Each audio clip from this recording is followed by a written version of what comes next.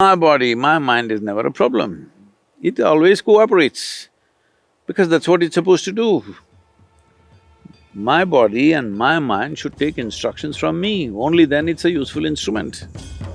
If it start doing its own things, then it's a nuisance.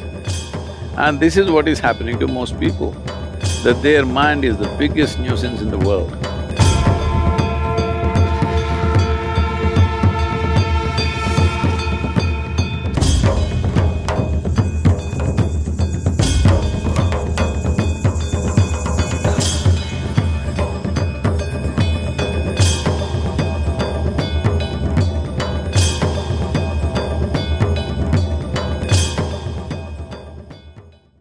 Quote from Yogananda. He says, you can control a mad elephant, you can walk in water and live in fire, but control of the mind is better and more difficult. And I've certainly found that for myself. I spend so much time wrestling with my mind, I hardly have the energy to dance with life. Why is it so hard for us to manage our mind as people? I have no such problem because I lost it long time ago. When you don't have it, then you don't have to control it, you know. Right. Because it's a very impaired notion that people think intelligence is somewhere here. This is a living cosmos, it's an intelligent cosmos. We are just tiny, one tiny product, minuscule product. And now we think we have so much intelligence and we have to control it, manipulate it, use it. I have no such issues, I gave it up long time ago. So, mad elephant I wouldn't want to control because I've seen them, what they can do. Mind is very simple for me, because if you take away your attention, it just dies. If you keep your attention and try to control it, that's crazy. So, why is human mind an issue? Your mind is just an antenna, not the source of intelligence. Intelligence is everywhere. Unfortunately, people who are deprived of basic ease in their life have described the source of creation, or they say God is peace. Those who are deprived of love in their life, they say God is love. Those who have fallen in their lives, they say God is compassion.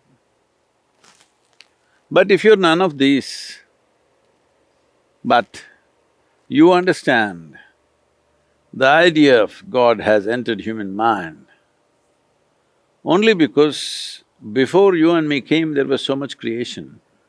We know we didn't make it. So, when we cannot figure who made all this, somebody makes up a simple story, there is one big man sitting up there, who makes all this? Well, today women are arguing, why can't it be a woman? This argument is going on everywhere, different things. I must tell you this. In some of the southern churches, these arguments going on. Why can't God be a woman? As you know, a couple of elections ago you tried to settle it. You know what happened? Last election, why couple? And there are arguments like this. You heard of Idi Amin, the Uganda man? Idi Amin declared God is black. I also agree with him. Because if a white man can have a white God, why can't a black man have a black God? What's the problem? But you know, white people, black people, they have not seen God, because only messengers and sons came to these parts of the world. In India, we know God is brown because Indians believe God landed in India himself, not his son, not his messenger, himself 9 times. 9 times he came to India.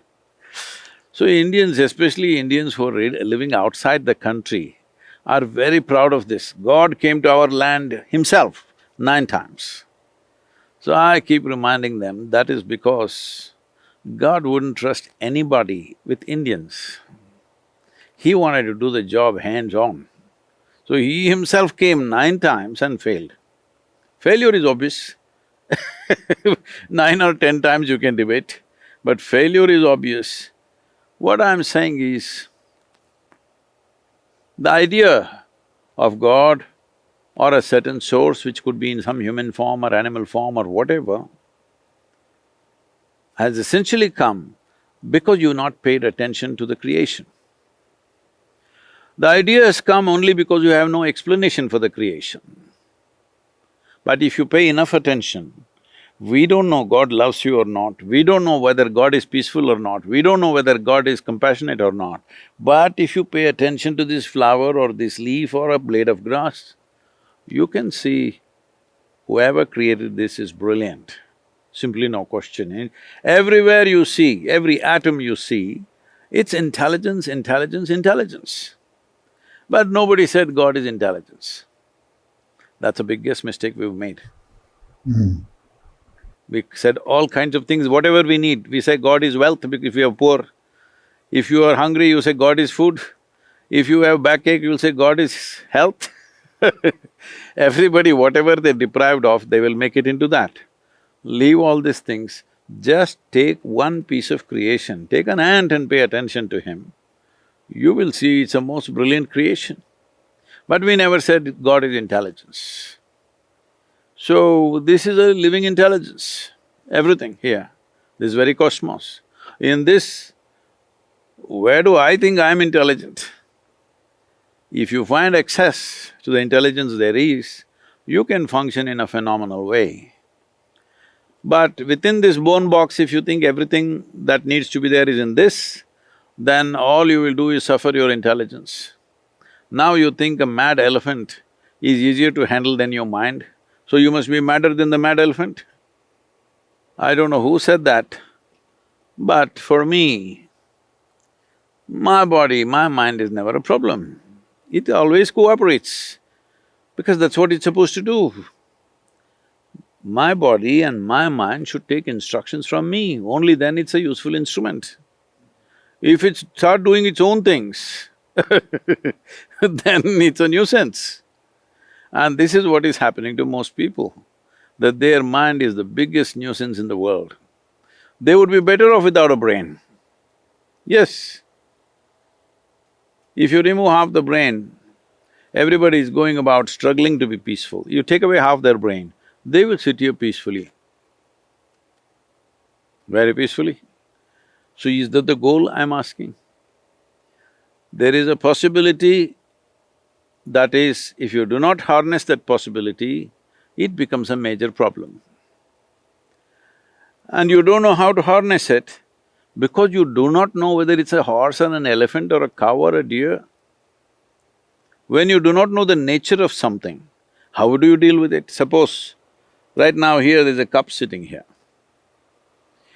In my mind, I think this cup is 3 feet in diameter. Now I will try to lift it like this. How much ever I do, this cup will not come in my hands. Now I think this cup is a serious problem, because first of all, I have no perception what the cup is. Right now, that's all the human problem is. They have no understanding of what their mind is. They're trying to analyze the content.